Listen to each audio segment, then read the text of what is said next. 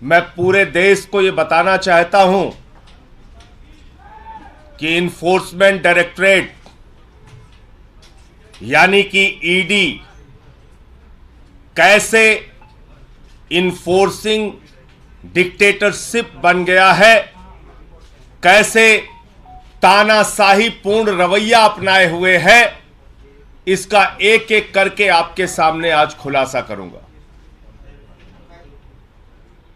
ED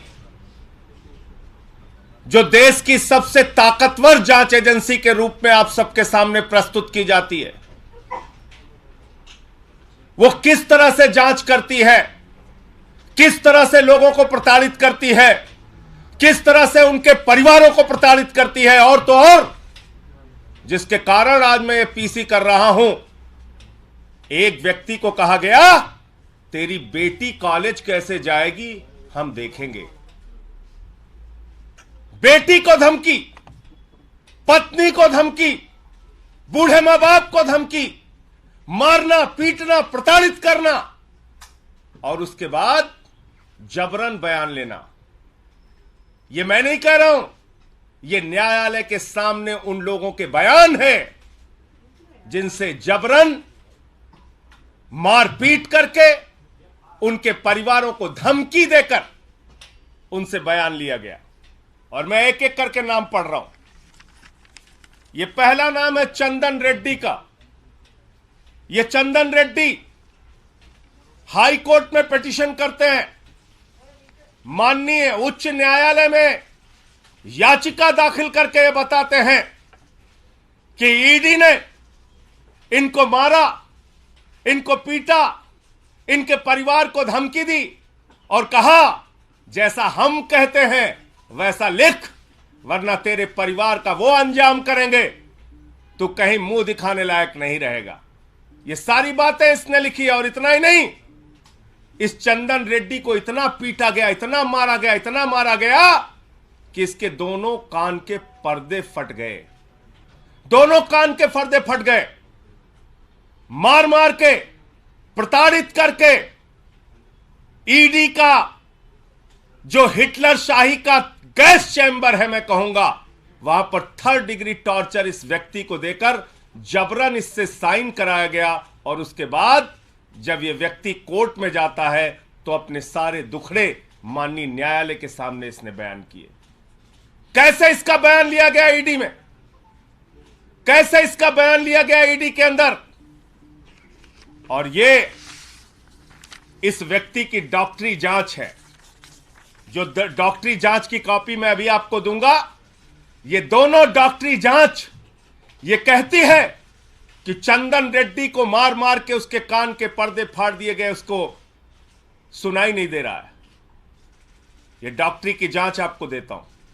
ऐसे कर रही ईडी इन्वेस्टिगेशन।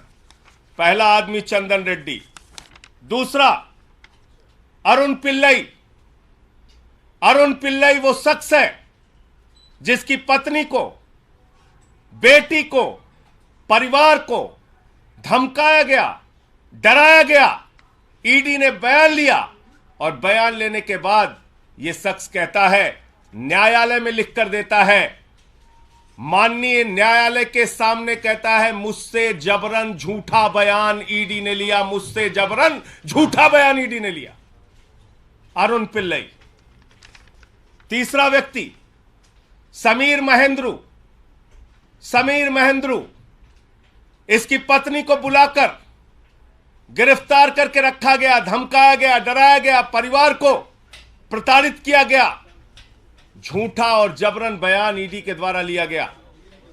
ईडी ने झूठा और जबरन बयान समीर महेंद्रू से लिया और इसने किसी और के सामने नहीं, माननीय न्यायालय के सामने, माननीय न्यायालय के सामने समीर महेंद्रू ने लिख कर दिया कि जज साहब हमसे तो जबरन झूठा बयान लिया गया। समीर महेंद्रू। तीसरा नाम चौथा नाम भूषण बेलगावी।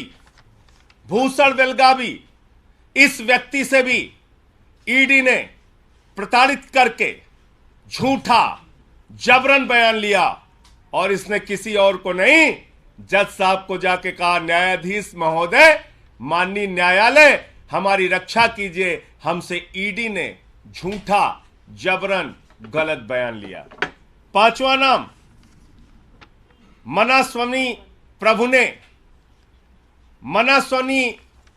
ने, इससे भी ईडी ने जबरन झूठा जबरदस्ती का बयान लिया और बाद में इसने भी न्यायालय को लिख के दिया, किसी और को नहीं, ध्यान दीजिएगा मेरी बात को, माननीय न्यायालय को लिख कर दिया कि न्यायाधीश महोदय, जज साहब, मुझसे ईडी वालों ने जबरन झूठा जबरदस्ती प्रताड़ित करके बयान लिया। छठवां नाम राघव रेड्डी, ये राघव रेड्डी छठवां नाम। राघव रेड्डी इसने न्यायालय के सामने जाकर कहा कि न्यायाधीश महोदय, हमको तो दबाव बनाया जा रहा है राजनीतिक नेताओं के नाम लेने के लिए, हम पर दबाव बनाया जा रहा है राजनीतिक नेताओं के नाम लेने के लिए। मैं पूछना चाहता हूं, किसके इशारे पर ईडी काम कर रही है?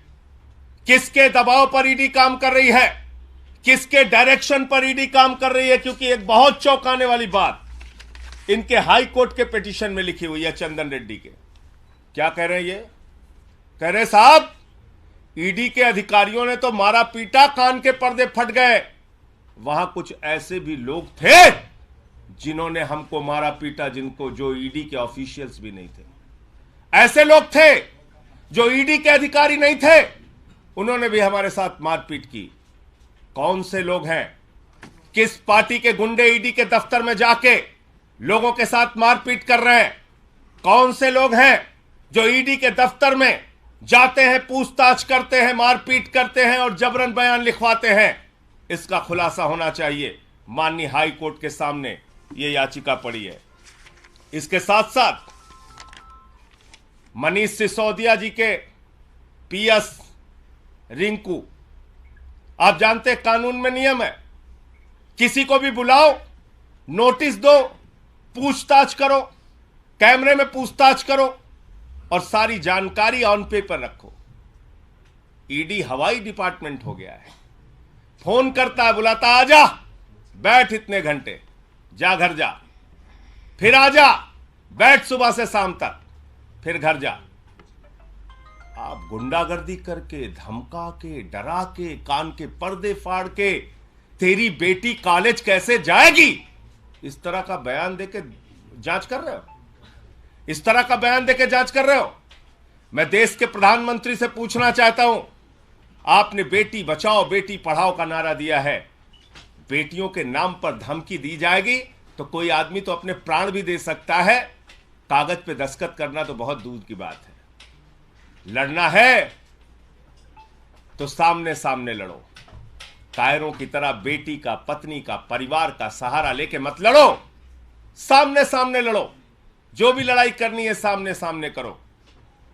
और आपको याद होगा, देश की पार्लियामेंट में, देश की संसद में मैंने ये सारे विषय सिलसिलेवार करके एक एक मुद्दा उठाया था ईडी के संबंध में और कहा था कि पिछले 8 वर्षों में 3000 छापेमारी ईडी ने की है और मात्र 0.5% ईडी का कन्विक्शन रेट है। और यह कहने पर मुझे प्रिविलेज का नोटिस मिला। बहुत अच्छी बात है। देश की संसद में अब मुझे ये सारे मामले उठाने का अवसर मिल गया। मैं विशेषाधिकार समिति के सामने इन ईडी के अधिकारियों को बुलाने के लिए आज ही ये सारे कागजात प्रस्तुत करूंगा कि ईडी के इन सारे अधिकारियों को बुलाया जाए। विशेषाधिकार, संसद की विशेषाधिकार समिति के सामने मैंने जो मामला पार्लियामेंट में उठाया था, उन आरोपों को ये सारे कागजात 100%, मैं तो कहूंगा 100% से ज्यादा सिद्ध करते हैं कि ईडी राजनीतिक दबाव में जबरन झूठा मामला बनाती है, सरकारों को बदनाम करती है, सरकारों के ऊपर झूठे आरोप लगाती है। शराब घोटाला जैसी कोई चीज, उसका कोई सिर पांव है ही नहीं। जिन लोगों के जबरन बयान लेकर ईडी ने ये सारे मामले बनाए हैं, वो तो न्यायालय के सामने जाकर कह रहे हैं, हुजूर हमें तो मारा जा रहा है, हमारे तो कान के पर्दे फाड़ दिए जा रहे हैं, हमारे परिवार पे दबाव बनाया जा रहा है, हम पे दबाव बनाया जा रहा है और झूठे बयान लिए जा रहे हैं। बहुत अच्छा है, अब देश की, भारत की संसद की, पार्लियामेंट की विशेषाधिकार समिति के सामने जिसने मुझे नोटिस दिया है, ये सारे विषय और मामले मैं रखूंगा और इन सारे अधिकारियों को वहां बुलाने के लिए बोलूंगा कि इन सबको बुलाया जाए और पूछा जाए कि हाई कोर्ट से लेके और न्यायालयों में जो इनके खिलाफ शिकायतें की गई हैं उसके तथ्य, उसकी सच्चाई, उसकी हकीकत क्या है। अन्य मामलों में भी है। ये सारे आबकारी नीति के जो बयान लेकर झूठा मामला ईडी खड़ा कर रही है, ये उससे संबंधित है। ये सारे मामले जो आप लोगों को बताया जाता है घोटाला घोटाला घोटाला, उस घोटाले में कितना गड़बड़ झाला है, ये सारे बयान इस बात को साबित करते हैं। ये सारे बयान, ये सारी मेडिकल रिपोर्ट, ये हाई कोर्ट की याचिकाएं इस बात को साबित करती है कि घोटाला जैसी कोई बात नहीं। दरअसल गन पॉइंट पे, कान के ऊपर कनपट्टी पे बंदूक लगाकर ईडी, हिटलर के गैस चैम्बर में पूछताछ करके ईडी, ये सारा कुछ मामला झूठा और बेबुनियाद बना रहा है।